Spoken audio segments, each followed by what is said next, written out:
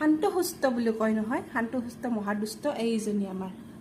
চাওক, এই গৰমতো এটা পেণ্ট পিন্ধি লৈছিলে, এটাতে পিন্ধাই দিছোঁ, তাৰ ওপৰত এইটো যে হাফ পেণ্ট আছে এইটো পিন্ধি লৈছে, মানে এই দুটা পিন্ধি লৈছে অলৰেডি। আৰু এইটো সোমাই আছে ভৰিৰে, এইটোও সোমাই লৈছিলে, সোমাব নোৱাৰি মোক মানে খঙতে মাৰিলে ঠিকছে, কান্দিব ধৰিছে। আৰু এইপিনে এইখন ভৰিত সোমাই লৈছে এইটো ফ্ৰকটো, আৰু এইপিনে হাতত এটা লৈছে পেণ্ট, এইটো পিন্ধিব তাই মানে এই গৰমত। মানে সৰু পোৱালি গৰম ঠাণ্ডা বুজিতো নাপায়, আৰু মাকৰ কথাও বুজি নাপায়। এয়া চাওক, এইটো সোমাব নোৱাৰিলে মানে এতিয়া জাপ ধৰিব।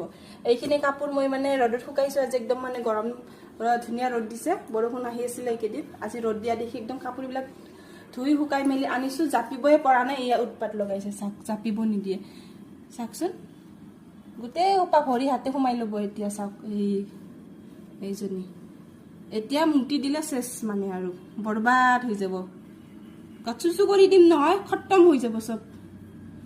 সেইটোকে ভয় লাগিছে। আৰু এতিয়া যদি পেচাব কৰি দিয়ে ইমান সোপা কাপোৰ তাইৰ গ'ল, আৰু ধুব লাগিব মানে।